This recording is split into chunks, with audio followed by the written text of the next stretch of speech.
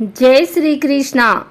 आज गुरुवार के दिन आइए सुनते हैं नर और नारायण की यह कथा। एक असुर था, दंभोदभव। उसने सूर्यदेव की बड़ी तपस्या की। सूर्यदेव जब प्रसन्न होकर प्रकट हुए और वरदान मांगने को कहा तो उसने अमरत्व का वरदान मांगा। सूर्यदेव ने कहा यह संभव नहीं है। तब उसने मांगा कि उसे 1000 दिव्य कवचों की सुरक्षा मिले। इनमें से एक भी कवच सिर्फ वही तोड़ सके जिसने 1000 वर्ष तपस्या की हो, और जैसे ही कोई एक भी कवच को तोड़े वह तुरंत मृत्यु को प्राप्त हो। सूर्य देवता बड़े चिंतित हुए। वे इतना तो समझ ही पा रहे थे कि यह असुर इस वरदान का दुरुपयोग करेगा, किंतु उसकी तपस्या के आगे वे मजबूर थे। उन्हें उसे यह वरदान देना ही पड़ा।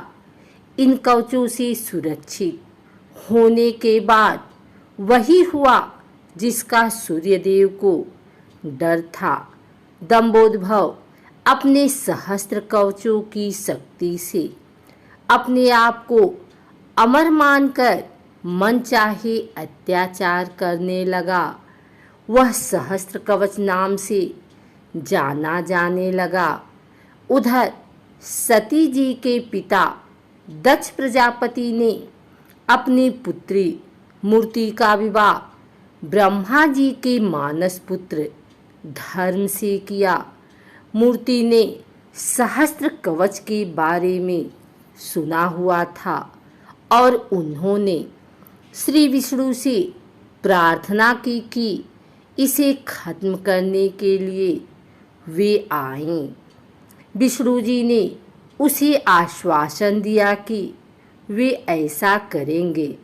समय क्रम में मूर्ति ने 2 जुड़वा पुत्रों को जन्म दिया, जिनके नाम हुए नर और नारायण। दोनों 2 शरीरों में होते हुए भी एक थे।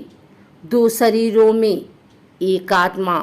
विष्णु जी ने एक साथ 2 शरीरों में नर और नारायण के रूप में अवतरण किया था। दोनों भाई बड़े हुए। एक बार दंभोदभव इस वन पर चढ़ाया। तब उसने एक तेजस्वी मनुष्य को अपनी ओर आते देखा और भय का अनुभव किया। उस व्यक्ति ने कहा कि मैं नर हूँ और तुमसे युद्ध करने आया हूँ। भय होते हुए भी दंभोदभव ने हंसकर कहा, तुम मेरे बारे में जानते ही क्या हो। मेरा कवच सिर्फ वही तोड़ सकता है जिसने 1000 वर्षों तक तप किया हो। नर ने हंसकर कहा कि मैं और मेरा भाई नारायण एक ही हैं। वह मेरे बदले तप कर रहे हैं और मैं उनके बदले युद्ध कर रहा हूँ। युद्ध शुरू हुआ और सहस्त्र कवच को आश्चर्य होता रहा कि सच में नारायण के तप से नर की शक्ति बढ़ती चली जा रही थी। जैसे ही 1000 वर्ष का समय पूर्ण हुआ, नर ने सहस्त्र कवच का एक कवच तोड़ दिया, लेकिन सूर्य के वरदान के अनुसार जैसे ही कवच टूटा, नर मृत होकर गिर पड़े। सहस्त्र कवच ने सोचा कि चलो एक कवच गया ही सही, किंतु यह तो मर गया। तभी उसने देखा कि नर उसकी ओर दौड़े आ रहा है और वह चकित हो गया। अभी ही तो उसके सामने नर की मृत्यु हुई थी और अभी ही यही जीवित हो मेरी ओर कैसे दौड़ा आ रहा है। लेकिन फिर उसने देखा कि नर तो मृत पड़े हुए थे।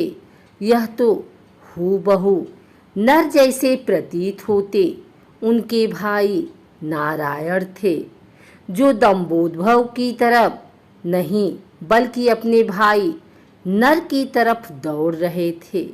दंभोद्भव ने अट्टहास करते हुए नारायण से कहा कि तुम्हें अपने भाई को समझाना चाहिए था।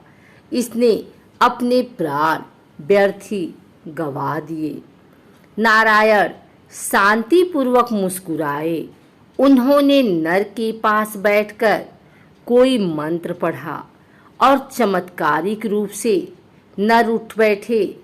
तब दंभोद्भव की समझ में आया कि 1000 वर्ष तक शिव जी की तपस्या करने से नारायण को मृत्युंजय मंत्र की सिद्धि हुई है, जिससे वे अपने भाई को पुनर्जीवित कर सकते हैं।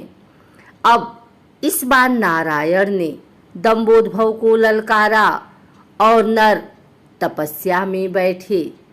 1000 साल के युद्ध और तपस्या के बाद फिर एक कवच टूटा और नारायण की मृत्यु हो गई।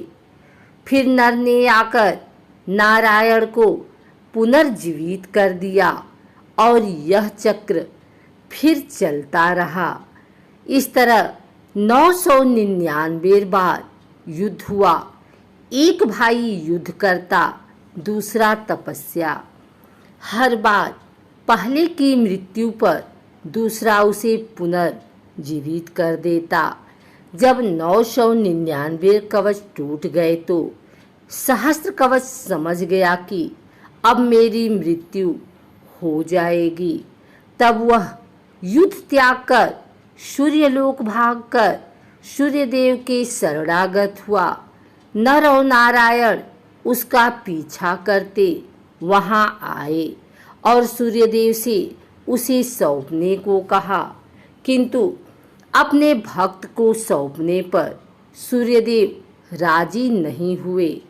तब नारायण ने अपने कमंडल से जल लेकर सूर्यदेव को श्राप दिया कि आप इस असुर को उसके कर्म फल से बचाने का प्रयास कर रहे हैं, जिसके लिए आप भी इसके पापों के भागीदार हुए और आप भी इसके साथ जन्म लेंगे इसका कर्म फल भोगने के लिए।